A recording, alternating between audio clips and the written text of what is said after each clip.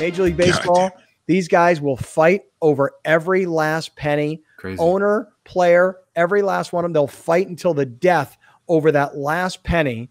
Okay. And if it wasn't for McGwire and Sosa after the 94 strike, I'm telling you right now, that home run derby and the use of steroids was the greatest thing that ever happened to Major League Baseball. And I'll never forget where I was the night that McGwire broke the record. Do you guys remember where you were? Mm-hmm. I do. I was watching it. Yeah. I think I was 11 years old, and me and my dad were watching it.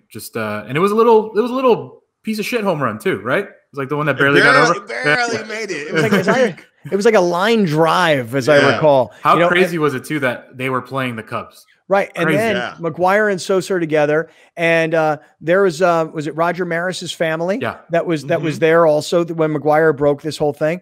And it was such a crazy time because I was sitting there. I'll never forget who I was with that night. Me, your boy Sid Rosenberg. You guys know Sid from New York, WABC Radio. My friend Ross Levinson, who was the CEO of Sports Illustrated now, all these years later. Marv Levy, the former coach of the Buffalo Bills, and Sam Weish, the former coach of the Cincinnati Bengals. God rest his soul. The hell were you doing there? We had this TV show. We had this TV That's who show. You know in life, baby. No, it was we had this TV show called Football Playbook, and I was about 20. What year was that? 98. 98. So I was 28 years old. I was working for CBS Sportsline in Florida. We started to do this national TV show so that we could bring people to our website to talk about fantasy football and gambling and all that kind of stuff. So we hired Sam Weish to be one analyst and Marv Levy to be the other analyst, and I'm the host in the middle. And so every week we would get together and we'd go out to these nice dinners because this is in the internet boom. This is, man, when people had money.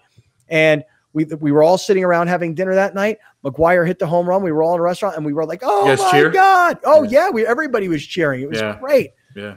It's amazing. I think besides Ken Griffey Jr., McGwire and Sosa were the only players that I rooted for that weren't at the time when I was like a Dodger fan, a kid.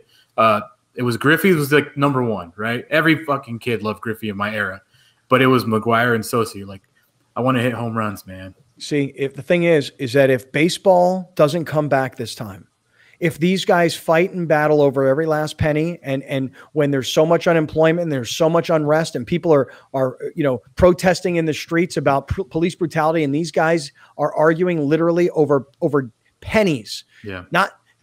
It's just not cool. It doesn't look good. It doesn't feel good. And I'm telling you right now, that home run derby brought baseball back. I don't know what would bring baseball back if they canceled this season. And for me, I'd be like, I'm gone. I'm out. I'm not the world's biggest baseball fan to begin with. I've seen people post questions, if the Padres, if baseball doesn't start and the Padres don't play this season, does it impact your life? And people are like, forget it. I don't care.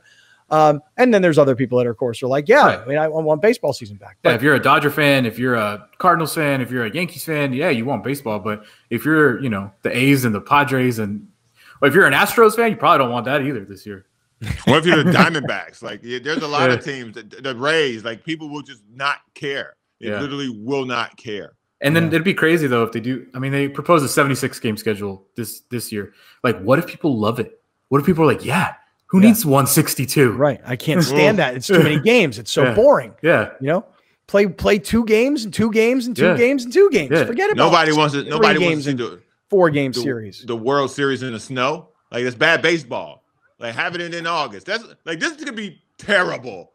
Terrible if they come back. The NBA is going to change their whole schedule now too. They're going to start December 1st, and they're going to do all these things. Like, there's going to be serious not repercussions, but changes because of it. Reorganizations of schedules. There you go.